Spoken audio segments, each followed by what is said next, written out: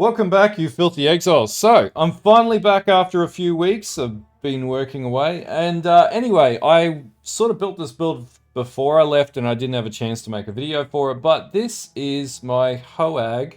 And I know, Rat, you'll find this funny, my HOAG Jugg. So, I played this solely because it's fun. Is it the best build in the world? Probably not. Is it almost one button? Absolutely. We're using some stupid SVALLIN tech, which I'll talk about after. As far as Delve, currently, as far as all HOAG builds, I am the second in the depth position with Delve and only like, what, 33 points away from being number one, which is pretty achievable. So, yeah, the build overall is really good. Effective health pool too, like, hits, like, technically it's like 665,000 according to the PoB, and this is due to the max block specs, but according to, I guess, PoE Ninja, it's 237,000, however you shake it. But more or less, the way that this build works is we use a combination of ball lightning of orbiting, right? And we also use the SVALLIN shield, which gives us like max true block, and then we run versatile combatant. So we get like somewhere in the vicinity, if we have a look in here, 82% and 80% block, right? To attack block and spell block. And then on top of that, we run with like 60,000 armor, which we have in here. And then we're also using Divine Flesh in the build as well. So we have Divine Flesh proccing down here, or we'll just refer to this in here. And then basically with Divine Flesh, that means that we convert all the 50% of the elemental damage that we take to chaos damage, and then we overcap our chaos resistance to 80%, which we've done in this build, in fact. When we have our flask up for progenisis, we have 80%. And then basically, yeah, we then do some crazy wacky stuff with conversion to chaos in the helm. You can also get better rolls on other gear with that. And I also do the same sort of thing with my chest piece as well. So we convert like 16% of our physical damage to chaos. And then we have like physical damage as life recouped as life. And then, yeah, we basically, let's just go into D&D mode so we're undisturbed. And then, yeah, basically we max block everything else because the SVALLIN shield is so OP. And we got a little bit of ward, and we do a ton of life regeneration on top of that. So we idly sit on 1000, and because we're running untiring on our ascendancy with the Juggernaut, it means that as we get hit, similar to like Bone Shatter builds, we get 1.5% of physical damage prevented from hits, and is then regenerated, as life per second as well. So the more damage we take, the more life we regenerate, and then we get additional 40% life regeneration rate off that. And then, yeah, we just do, like, stupid amounts of damage. Now, the biggest thing with running the HOAG is you need to stack Virulence, right? And that's this stat that you'll notice I have this on Pure Agony. But basically what Virulence does is if we just have a look at the skill gem setup of this. So basically, per stack of Virulence, it amps up our Agony Crawler by 6% per Virulence, 11% physical damage per Virulence, and 151 to 280 physical damage per Virulence, right? So our Agony Crawler we end up converting a lot of the damage that we do on the Agony Crawler with Withering Touch to basically proc poison damage, right? So, or not poison damage, but like chaos damage, right? So our minions are chaos damage on hit sort of minion. And then basically beyond that point, so the more virulence we can get into the build, the better. And the other big thing that I have here, you'll notice that my HOAG is level 32, and we can actually make this a higher level. We could probably get it up to like level 34, 35, but there's a few upgrades away. And this is only level 93, this character too, so it can go a long way. So we stack a lot of gem level up in combinations of like Empower, +2 on the helm. We don't have any modifiers in here, funnily enough. And then we have also +2 to minion or +1 to minion and spell in our wand, and we just use like a basic like 6 to 8 div minion wand as well. And then we got +3 on our replica dragon's flight as well for Herald of Agony, which was pretty cheap. So yeah, we get up to an easy 32 with a level 21 HOAG gem. And then, yeah, we just basically then have to stack Virulence, right? So the way that you do this is you just like literally stack Pure Agony onto everything. And then basically all we want to do beyond that point is have minion damage. We're not too worried about like minion nodes on our tree. And like I do have in the PoB to take these 3 nodes, but you'd actually be better off just taking this node down here. And so we only need to take pure agony, and then we stack an additional 20 virulence on top, and we get to 65 total virulence on our Herald of Agony configuration, which basically just sits as an aura, right? So that's basically how this works. And then, yeah, we then proc Withering Touch with our HOAG minion, so we have Withering Touch support. So our HOAG minion does all the work on that front too. And so we do 15 stacks of Wither, and then we just absolutely kill enemies. Now, the other big advantage with this is the way that SVALLIN works, and this is some new tech with the build. Technically, you could just walk through maps, and you don't actually have to hit buttons. It's easier to hit buttons, though. But because you have Lucky Block on this shield, and it triggers a socketed elemental spell on block, and we're blocking all the time, I actually tricked this up with Ball Lightning of Orbiting and Chance to Poison, and everything has life tap, so there's no mana cost in this build. So basically, when you're casting, or when you're blocking, you're casting Ball Lightning. We've also got a self-cast setup as well, and the reason why we use Orbiting is because this procs the highest amount of virulence I can get in a spell. You can do this with like Storm brands and stuff like that, but I find it to be way better with Lightning Ball of Orbiting. There is standard Lightning Ball sort of works.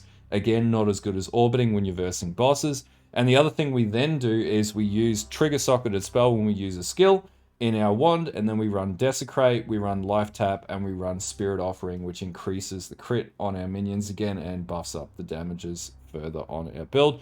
Total overall, like, it doesn't get the highest amount of damage, but because it's chaos damage, we get currently 5.5 mil. And we probably could take it up to, like, yeah, but 5.6. With some more upgrades to gear and leveling and stuff like that, we could take the build significantly higher. But right now, it's doing a decent amount of damage, and it's pretty tanky as well. It's 665k effective hit pool. So I'm down at like 700 to 800 depth delve. T17 maps aren't too much of a problem. Lowest depth Crystal King I've taken down so far is about 670. It can basically do most things, and the biggest plus side of this is, like, you could use this build, for example, for, I don't know, farming Heist is really easy. You can just run through everything in Heist.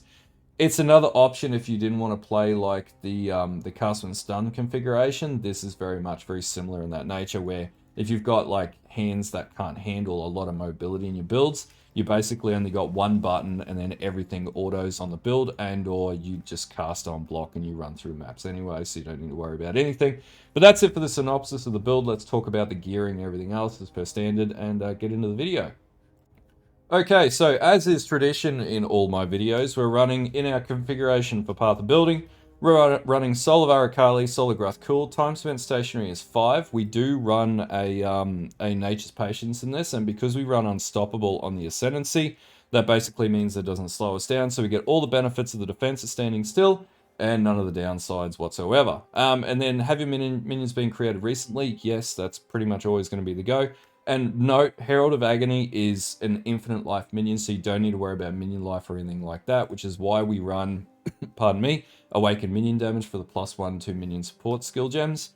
And then basically we have endurance charges. This comes from Unflinching on the Ascendancy, so we run that. We've always got endurance charges, and we have 6 of those, which does a good amount of damage reduction for elemental damage. We have Life Tap because everything in the build except Herald of Agony, and I think a couple of other things, runs Life Tap, which means we don't need to worry too much about mana sustain. Nothing else here is ticked. Now, if you did take Unholy Might for minions, it would actually increase the damage of the minions as well. And we would do this basically if we add this into the tree. We could get Unholy Might on kill for 4 seconds there, which would mean we would need to be level 97. And then we could have Unholy Might, right? So 5.8 million DPS is pretty good, right? But that's on kills, so that's not going to be boss damage. Boss damage is going to be 5.4 mil. And then basically, so beyond that point, we have Life Flask, or Flasks are active because we've got Flasks that trigger once we get hit, so we get 3 charges from getting hit.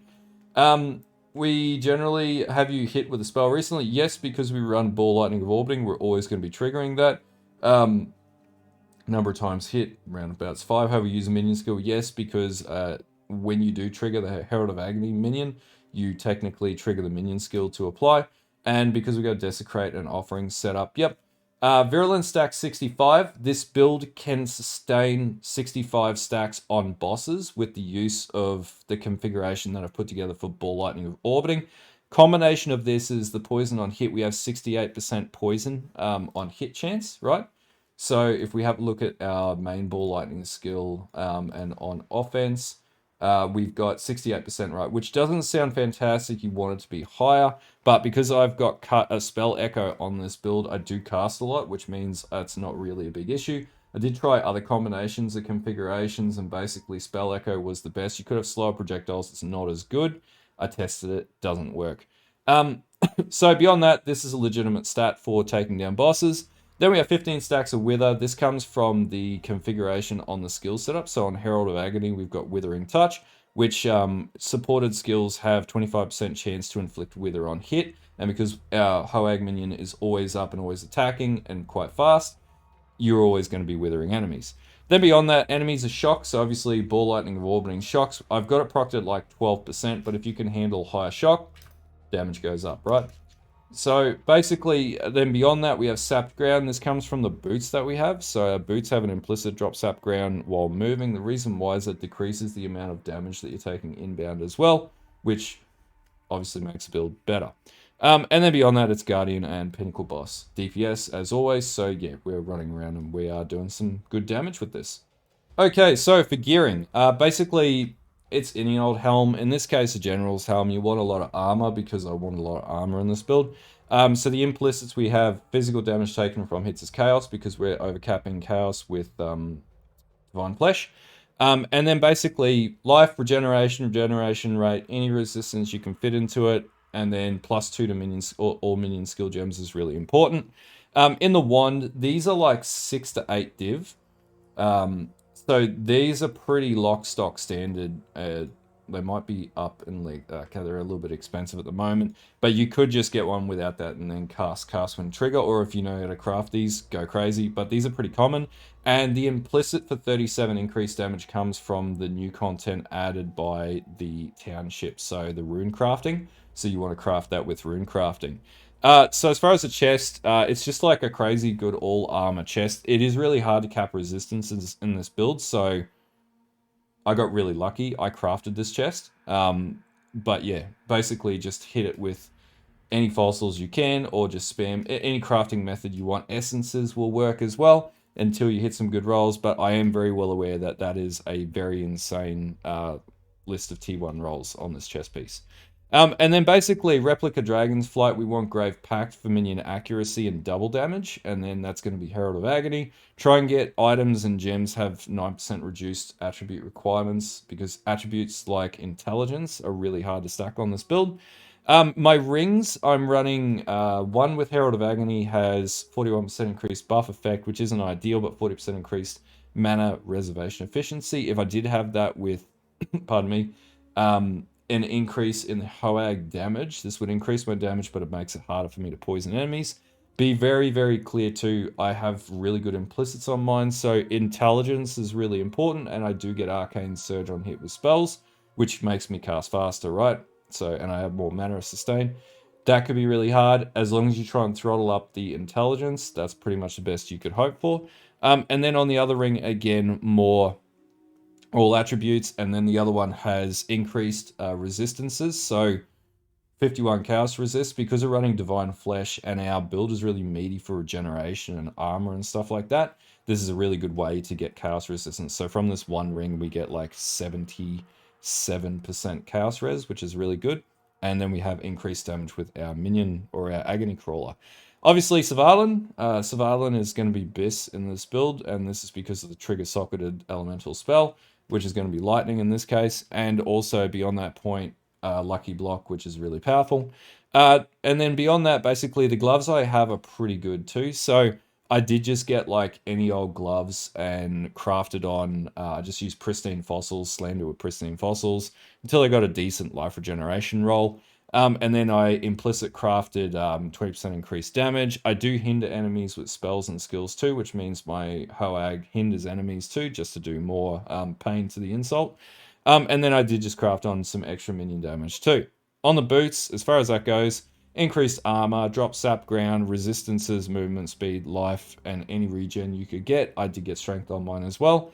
My boots aren't necessarily perfect, but they do work really well. And then I do have a Darkness and Throne, and then basically you want every gem you run, minions deal increased damage if you've used a minion skill recently, and I do get in dexterity into this, so I can get my dex stats up. And then basically same goes with the second gem too. Beyond that point, I do have Quicksilver Flask, does fix up the last little part of my resistances, because my fire res and my fire res isn't totally capped, everything else is.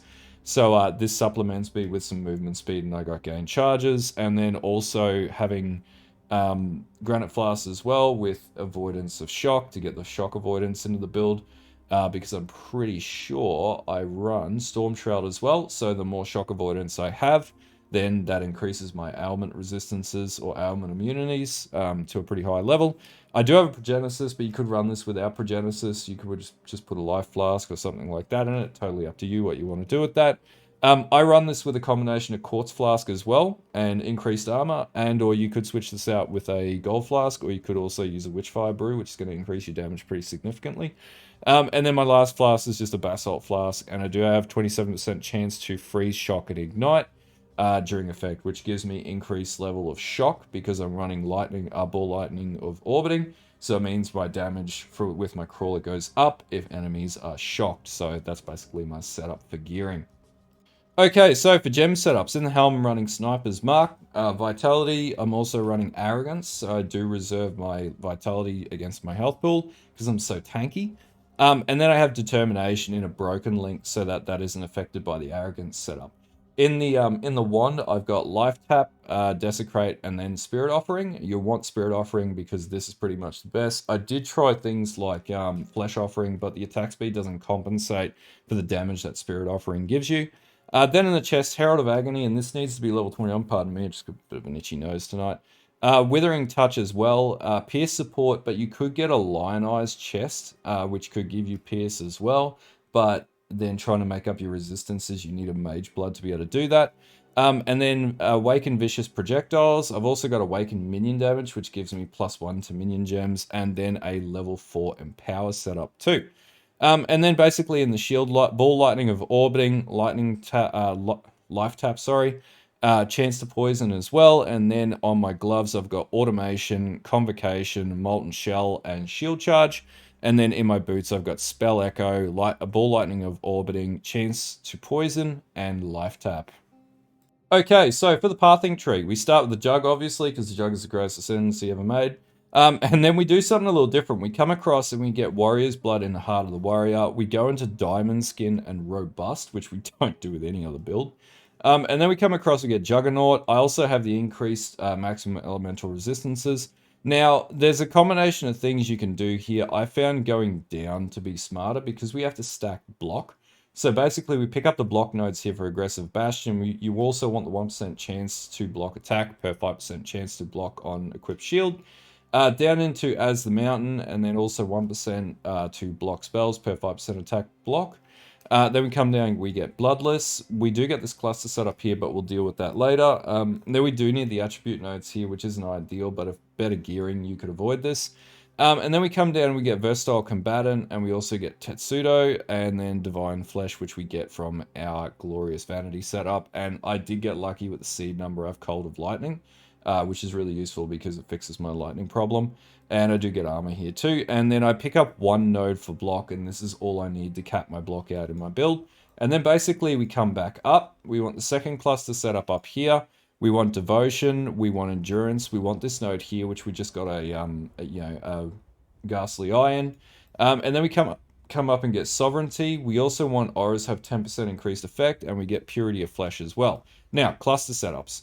So, and before you get the cluster setups, you want to take these nodes in here. And any other minion nodes you can possibly fit into the build, because being the Jugg, it's harder to play minions on, right? And then the first cluster setup, we want to have a large cluster with 12 sockets in it, right? 12 points. And this is going to be a minion cluster. I did get 25% increased effect. I did craft this one. And then basically, yeah, you want to get Call of the Slaughter. That's the only node you need. The rest is just like increased minion damage, and this is how you get your damage up pretty significantly. And then in our medium clusters, we want to run pure agony and any other attributes or stats. So in this case, I've got chaos resistance and life and cold res. Same goes with this. It's not as cool, but chaos resistance again. And I do run Storm Shroud. This gives me my ailment immunities. And then I do have a corrupted blood cannot be inflicted on me duel as well. And this also gives me increased strength and intelligence to get my attribute points up there, increased cast speed because we are using lightning skills, 4% is good, and increased minion damage as well. And then for the second setup, I've just got an 8 socket, right? We don't need to go crazy with this. I do have dexterity in this as well. And then same thing. So pure agony again. And pure agony gives us 5 to maximum virulence, which per level of virulence, which we get from poisoning enemies, that increases the damage of your agony crawler. Then I've got a Watcher's Eye that gives me 50% reduced extra damage from crit strikes, which gives me a huge amount of survivability, and 12% increased life recovery rate while we're affected by vitality, because we do run vitality in the setup, right? And then basically another pure agony setup with our Nature's Patience, and that's it for the tree. It's not like stupidly complex. But yeah, and then as far as our ascendancies, you're going to pick up pretty much Unflinching first, or you could pick up Untiring, either or. And then basically you want to get Unbreakable, and then you want to get Unstoppable. And the reason why Unbreakable is really important here is because this 15% armor also applies to chaos damage taken from hits. So when we convert our damage to chaos damage, which we have 16% of, that applies to the chaos damage taken from hit as well as from the conversion from Divine Flesh as well. This is one of the reasons why the Jugg is still pretty tanky if you build it right. But yeah, that's basically it for the pathing tree. Okay, yeah, so I built this build for a lot of fun. I just wanted to resurrect HOAG because I thought it'd be fun. I don't think anyone's really playing it like this. SVALLIN is interesting and unique, but yeah, all the PoB will be in the description below. Feel free to ask questions. I will be back for quite some time because I am getting geared up for PoE 2, so there will definitely be a lot more PoE 2 videos coming onto the channel. I have a plan at this stage for some stuff coming out.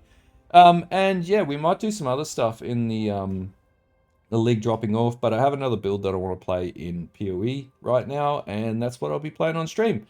And it will be a Pathfinder, and it will involve poison, and it will involve General's Cry.